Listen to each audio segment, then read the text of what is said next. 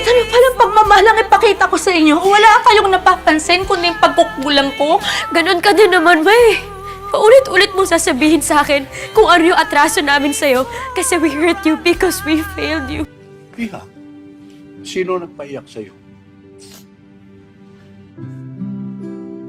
Yung pinakamamahal ko po.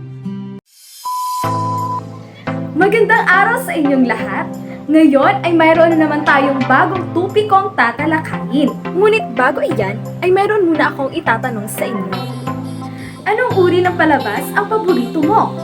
Gusto mo ba ng aksyon, komedya, o isang drama? Posibleng may magustuhan kang uri ng drama kung saan may malaking pasabog at tila isang hyper-dramatic storylines. O di kaya'y nakakaiyak at nakakapitig ng puso at damdamin. Kung gayon, isa kang masugid na tagapagsubaybay ng isang melodrama.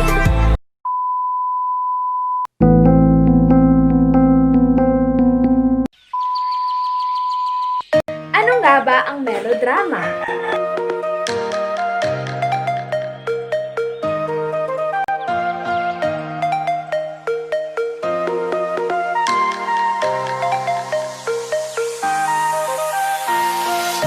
Isang dulang may malungkot na sangkap ngunit nagtatapos ng kasiya-siya para sa mga pangunahing tauhan. Humihikayat ito ng pagkaawa para sa protagonista at pagkamuhi sa antagonista. Ito'y sadyang namimiga ng luha sa manonood na parang wala ng masayang bahagi sa buhay ng tauhan kundi bawang problema na lamang ang nangyayari sa araw na ito. Ito'y karaniwang mapapanood sa mga diseryeng palabas. Ang melodrama o soap opera naman ay labis na nakakaapekto sa emosyon ng manonood.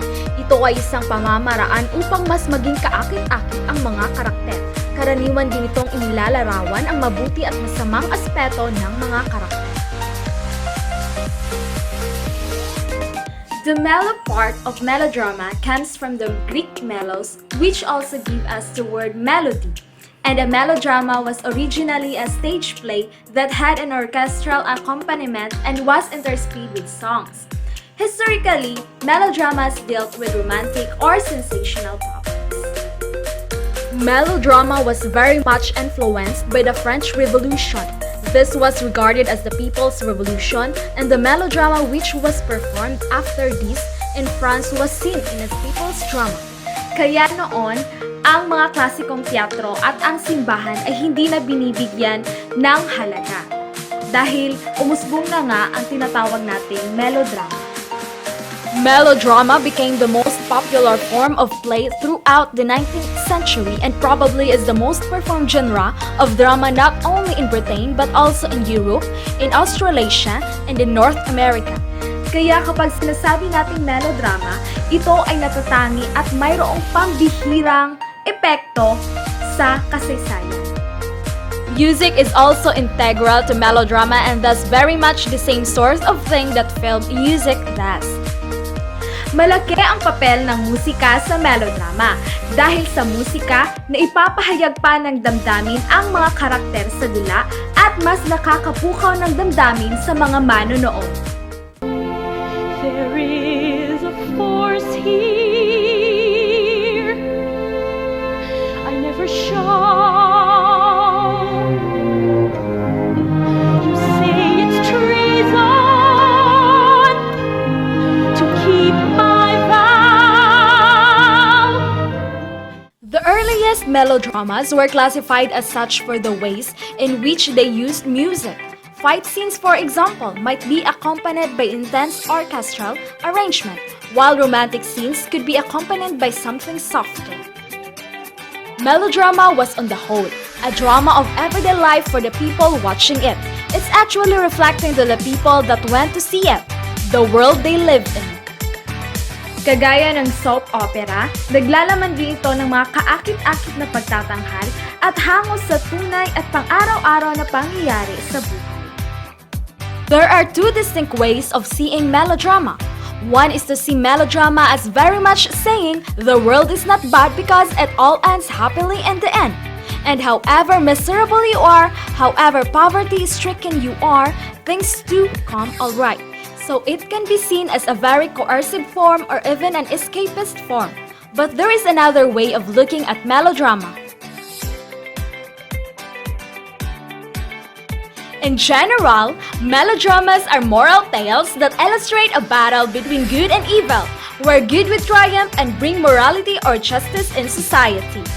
Sa halip na isang makatotohanang tauhan sa melodrama, ay nakatago ang tunay na katangian o di kaya'y nakabase sa isang klitsi na katangian ng mga karakter.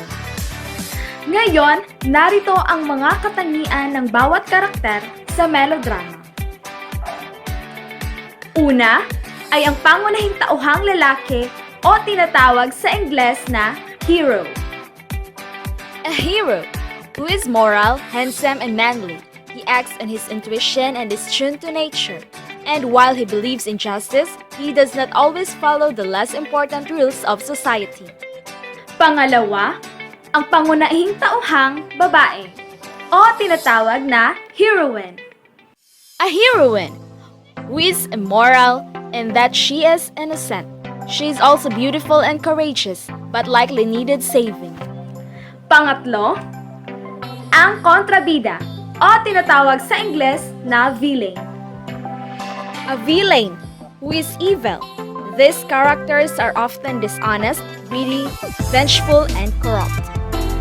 Pang-apat, ang kasabwat ng kontrabida o tinatawag sa Ingles na villain's accomplice.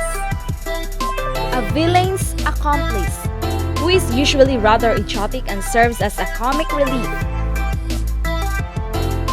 A faithful servant, who helps the hero undercover needed information on the villain.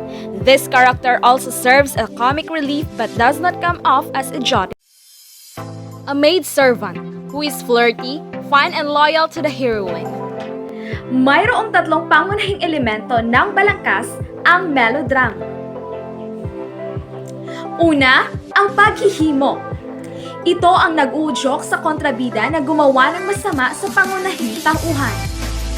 Pangalawa, nasasaktan ang mga pangunahing tauhan, kung saan ang kontrabida ang may pakana upang sila ay magdusa. Pangatlo, sa huli ang kaparusahan, ang kontrabida ay parurusahan dahil ito ay karapat-dapat. Narito ang mga uri ng melodrama. Una, ang equestrian melodramas.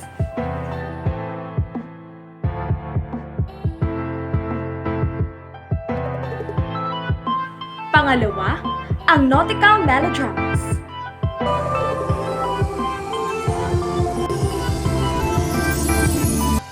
Pangatlo, ang disaster melodramas.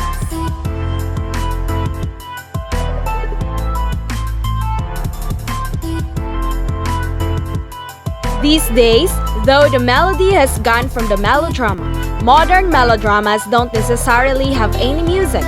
They deal with stereotypical characters and exaggerated conflicts and emotions. You've probably seen people in plays or in TV shows who swan or faint when they hear bad news. That's the mainstay of melodramas. With the growing sophistication of the theater in the early 20th century, the theatrical melodrama declined in popularity. It was a vigorous form, though, in motion picture adventure serials until the advent of sound. Ang eksaheradong galaw, kilos, dramatikong paghahabol, madamdaming eksena, simple at walang kwentang mga karakter, at ang mga imposibleng sitwasyon ay kalaunay binigyang buhay at binigyan ng katawa-tawang eksena. Ang melodrama ay siyang bumuo ng kontemporaryong drama sa telebisyon. Narito ang mga halimbawa ng melodrama sa Pilipinas.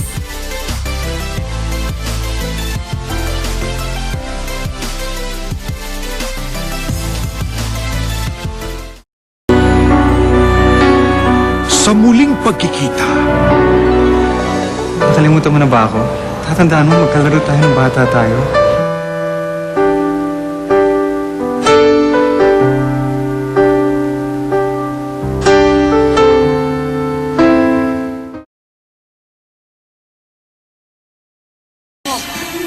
Dahil ikaw ang unahin ko. Dahil sa'yo, po naman talaga at hindi si Maria ang gusto niyong patayin, di ba, madam? Para sa pag-ibig, sino ang mamahalin? Junior ka, di ba? Opo. Ang tatay mo, taga saan? Taga Arizona po siya. Amerikano po siya. Naway may natutunan po kayo sa bidyong ito. Ako po si Shairah Lozada, BFA 2 student.